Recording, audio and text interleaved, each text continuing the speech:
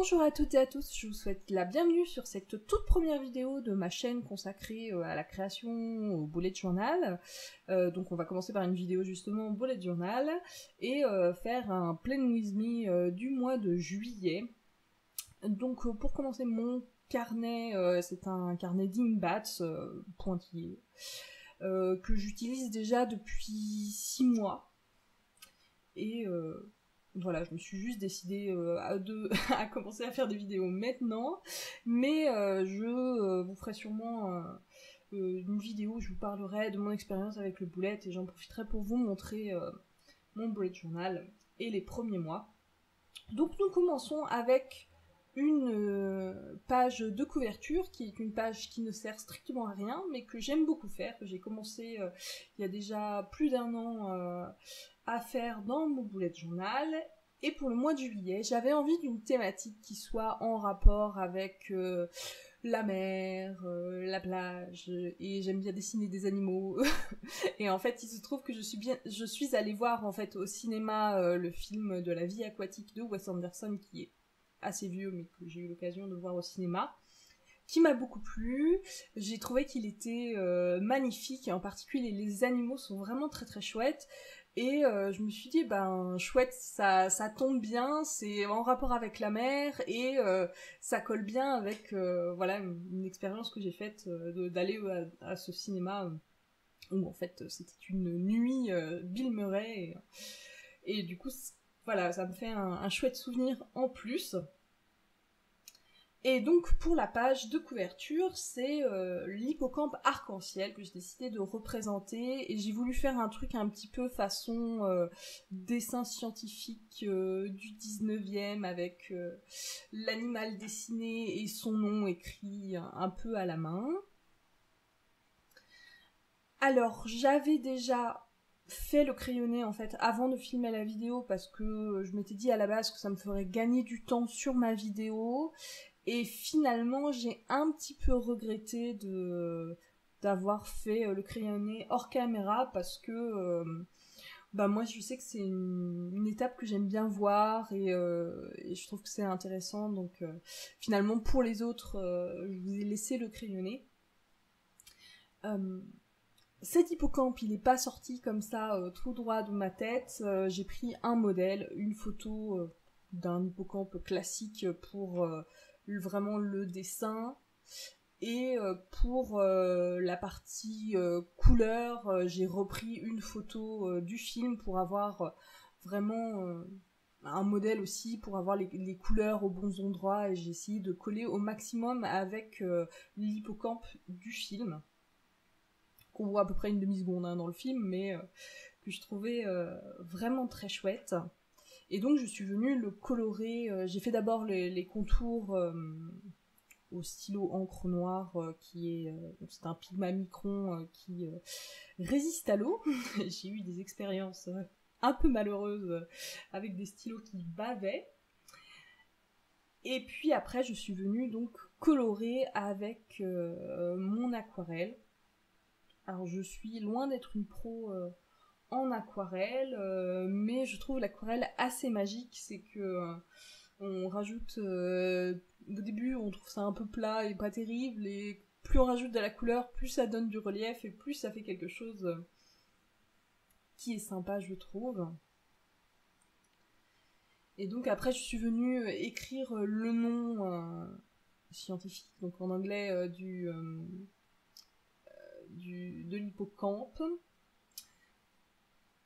que je suis venue écrire un peu façon à la main, mais j'ai un peu du mal à faire des très très belles écritures, donc j'essaye de faire des choses relativement simples. Et donc le mois de juillet, je suis venue faire juste des lettres un peu épaisses que j'ai remplies avec les couleurs de l'hippocampe.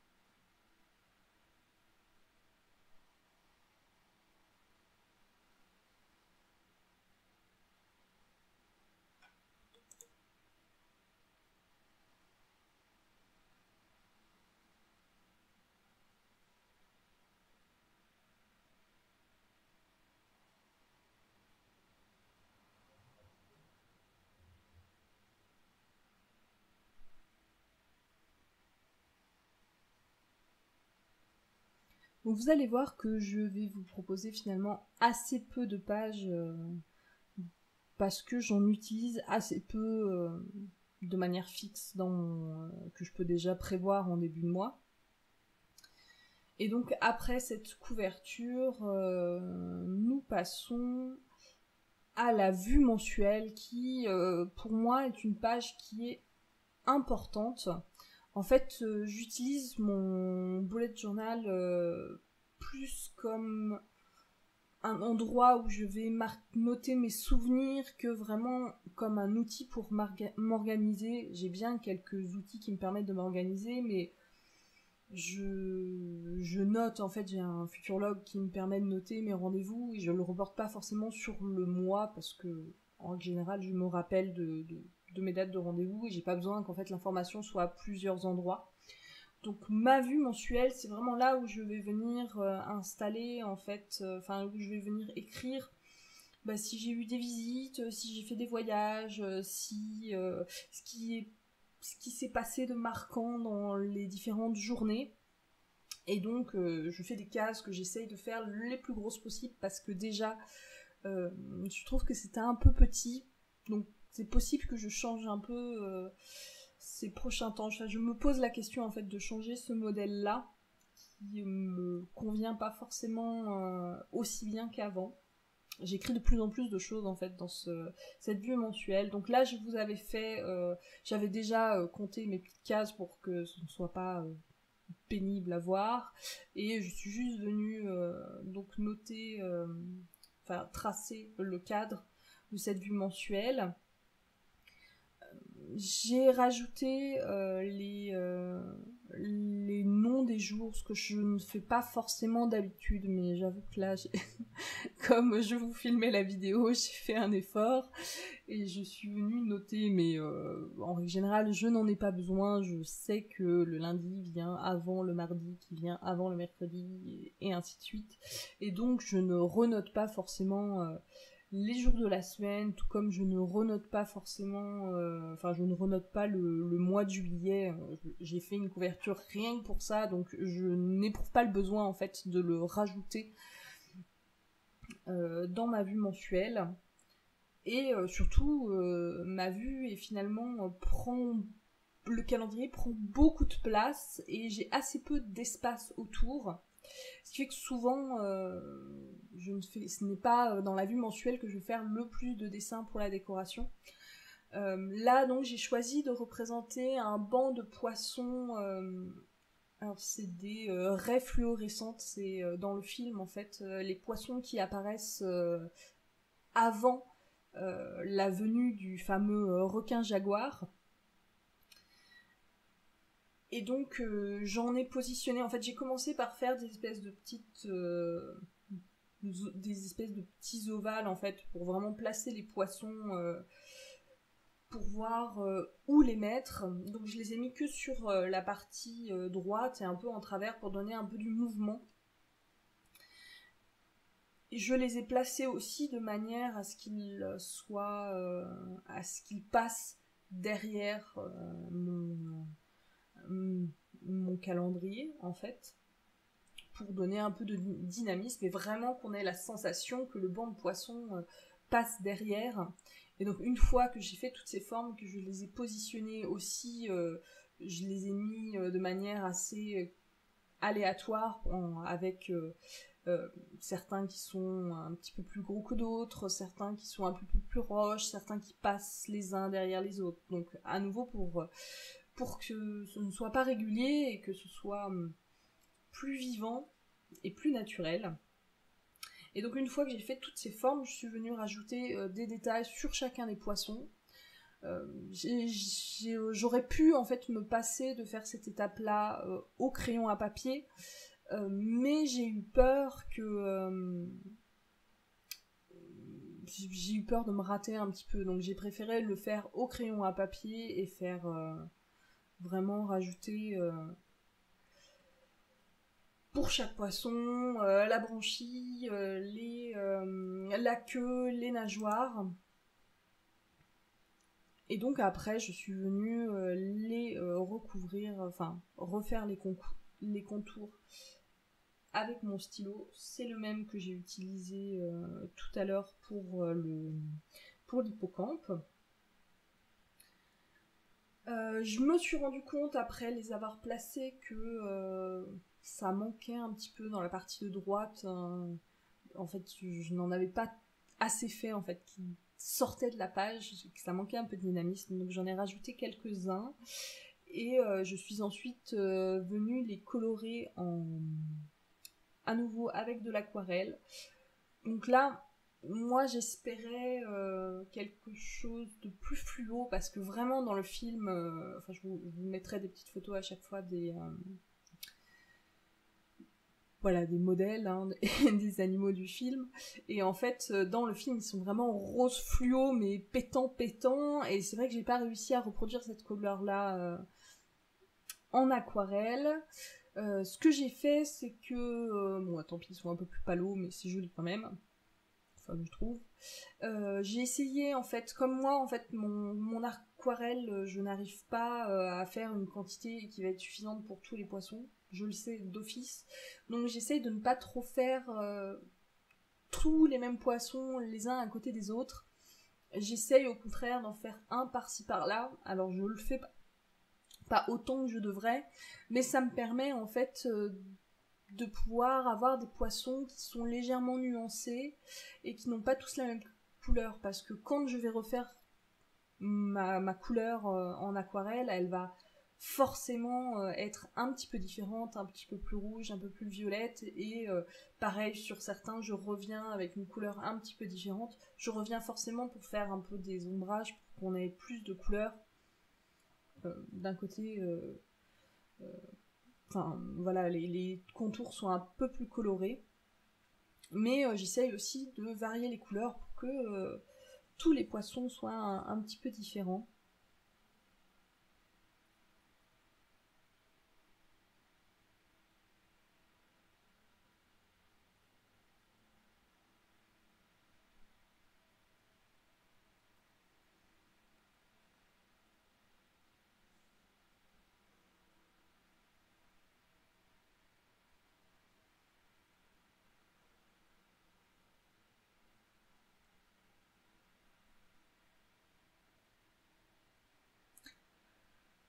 Alors la page suivante, c'est une page que je fais tous les mois depuis maintenant 1 an et demi. C'est une page qui est consacrée à ma fille. Donc cette fois-ci, rien à voir, on ne suit pas du tout la thématique du mois. En fait, ma fille s'appelle Lune. Donc je fais une lune depuis 18 mois maintenant. Je dessine, je fais cette page. En fait, ma fille est née le 31 décembre 2017. Et ce qui fait qu'en fait, à la fin du mois, elle a un mois de plus, ce qui est assez facile à compter. Et quand on était en janvier 2018, elle avait un mois et ainsi de suite. Et ce qui fait que j'ai pris l'habitude de noter dans mon boulette eh bien chaque mois ce qui lui est arrivé. Donc est-ce qu'elle a été malade, est-ce qu'elle a appris quelque chose de nouveau. Donc au début ça me servait à noter par exemple les premières dents, la première fois qu'elle s'est retournée, et maintenant là je note également eh bien tout simplement voilà ce qu'elle a fait de nouveau, et là ce qu'elle apprend à parler. Donc c'est quelque chose que j'essaye en fait de varier tous les mois, de trouver une nouvelle solution. Donc je pense que je vous ferai une vidéo pour vous montrer comment faire des variations sur un même thème, parce que là ça fait 18 mois que je me creuse la tête à me dire mais qu'est-ce que je vais bientôt pouvoir trouver encore comme idée pour faire une nouvelle chose sur la thématique de la lune. Donc la page ensuite, la dernière que je vais vous montrer, c'est une page de notes. Alors c'est vraiment une page un peu fourre-tout où je sais que je vais avoir à un moment donné dans le mois besoin de noter des trucs, que ce soit des numéros de téléphone qu'on m'ait donné, donc pas des rendez-vous, mais des adresses, genre si on me donne une adresse de bon resto ou voilà, des choses comme ça très variées. J'ai de la place dans mon boulette, c'est à cet endroit-là et je vais le retrouver donc pendant le mois. C'est des choses assez éphémères, du coup, bon, je vais pas forcément avoir besoin les mois d'après, mais je sais que c'est noté à cet endroit-là, et si jamais j'en ai besoin, je peux y retourner assez facilement.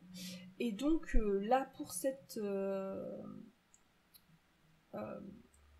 mois-ci, donc pour coller à ma thématique de la vie aquatique, j'ai fait les crabes berlingots, donc en anglais sugar crab, qu'on voit pareil à peu près 10 secondes dans le film, mais que j'ai trouvé vraiment très beau. Et donc j'ai commencé par placer les corps des crabes et pour vraiment les positionner, et ensuite je suis venue dessiner les pattes des crabes. Donc à nouveau j'ai pris une photo en fait sur internet comme modèle pour pas partir comme ça. Je ne sais pas dessiner de crabe comme ça de tête. Le seul animal que j'arrive à peu près à dessiner de tête, c'est les crocodiles, mais je pense que vous allez en voir 2-3 sur cette chaîne. Et donc j'ai commencé à placer, et je suis venue, quand j'ai placé les pattes vraiment très grossièrement, et je suis venue un peu plus détailler la forme et rajouter un petit peu de la subtilité, notamment au niveau des articulations, que au moment de l'ancrage.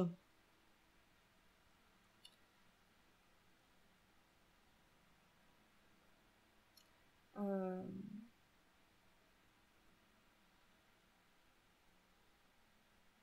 Pour la couleur, j'ai à nouveau utilisé mon aquarelle. Je l'ai utilisée assez pure pour que la couleur soit assez pétante et qu'elle soit assez flash. Donc j'ai quasiment pas mélangé les couleurs. J'ai quasiment pris que mon aquarelle qui sort de mon tube, parce que j'utilise aquarelle en tube.